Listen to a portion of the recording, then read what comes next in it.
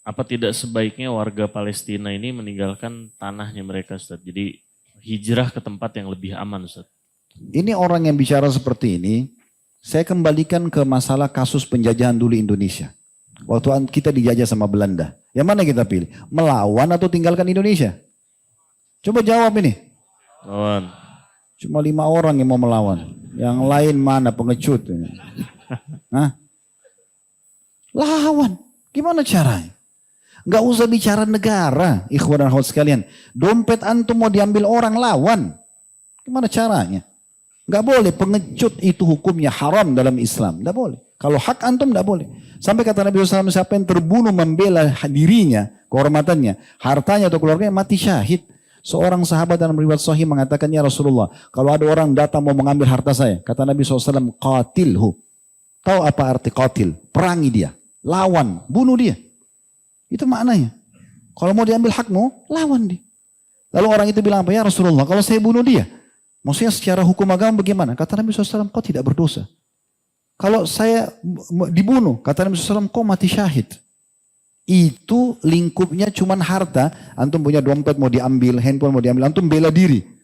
Ya, saya yakin juga peraturan pemerintah kita mungkin sama kali. Kalau kita dirampok orang, kemudian kita melawan, tidak sengaja kita membunuh dia.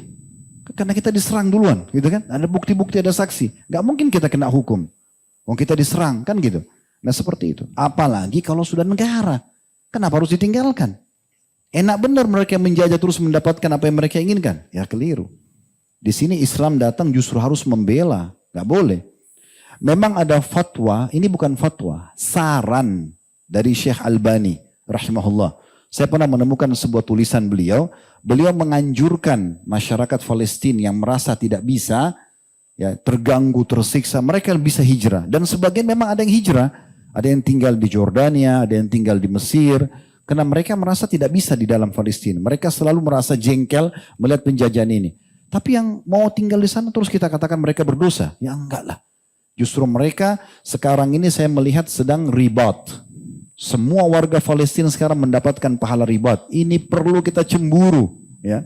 Kata Nabi SAW, 3 mata yang tidak akan disentuh oleh api neraka. Dalam riwayat lain, tidak akan pernah lihat neraka selamanya. 3 mata. Mata yang pertama, nangis karena takut kepada Allah. Yang kedua, mata yang berjaga-jaga di jalan Allah. Nah ini orang sedang menghadapi peperangan.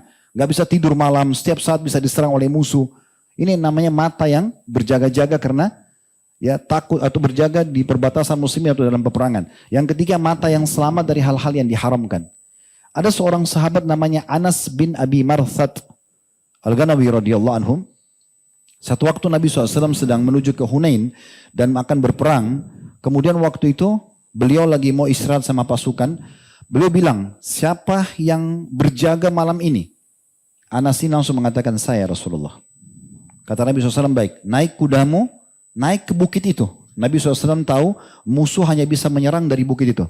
Naik di atas kuda itu, jangan kamu tinggalkan kuda itu, kecuali hanya untuk sholat atau buang hajat. Itu aja. Selain itu di atas kuda. Lihat, laporkan kalau ada musuh menyerang. Semalam suntuk waktu itu. Lagi dingin. Anas pun pergi ke sana, radhiyallahu anhu. Semua Nabi dan para sahabat tidur. Pas azan subuh, Nabi SAW sholat sunnah al-fajr 2 rakaat. Lalu beliau tanya sahabat-sahabat itu. Teman kalian ini, maksudnya si Anas, ya, bin Abi Marthad ini, kelihatan gak datang? Kata para sahabat, tidak ya Rasulullah. Kata Nabi SAW, kita iqamahkan sholat. Iqamah sholat, azan subuh. Sholat subuh. Selepas sholat subuh, Nabi SAW lalu mengatakan, saudara kalian telah datang. Anas datang. Kata Anas datang dari bukit tersebut, dari semak belukar, kemudian muncul tiba-tiba. Lalu kata Nabi SAW, apa yang kamu lakukan?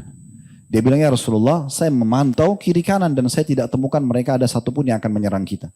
Kata Nabi SAW, saya mau tanya, kau tinggalkan tidak posisi kamu yang saya tunjuk semalam? Dia bilang, tidak ya Rasulullah.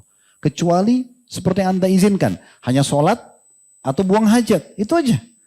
Maka kata Nabi SAW, demi zat yang jiwaku dalam agama saya, demi Allah, sesungguhnya Allah telah mewajibkan surga untukmu dengan perbuatan itu. Berjaga semalam saja, itu sama dengan mendapatkan jaminan surga. Dan kata Nabi SAW, tidak ada lagi dosa yang membahayakan kamu setelah perbuatanmu hari ini. Jadi ini luar biasa nih. Mereka sedang berjaga-jaga, matanya di jalan Allah Subhanahu wa Ta'ala. Mereka punya kelebihan yang perlu kita cemburuin ya sebenarnya. Jadi tidak usah peduli teman-teman sekalian dengan runtuhan yang jatuh, badan yang rusak. Itu cuma cerita manusia. Karena orang mati dalam Islam ini sering saya kasih contoh supaya antum tidak takut mati syahid. Ya. Orang itu mati cuma satu yang dirasain. Mau kepalanya hancur di tabrak kereta api, mau di atas pesawat meledak, mau jatuh ke lautan tenggelam dimakan oleh ikan, mau mati di atas ranjang, mau kena bom, mau ditebas lehernya, sama saja. Itu prosesnya beda-beda, tapi sama saja. Merasakan satu sakaratil maut. Sederhana. Orang beriman akan lihat malaikat, dia nggak ada lagi kepalanya hancur, badannya panas, itu nggak ada lagi. Yang dia lihat malaikat cabut ruhnya, kalau orang mukmin mudah, kalau orang kafir sulit. Clear, selesai. Jadi nggak usah terpengaruh dengan jasad.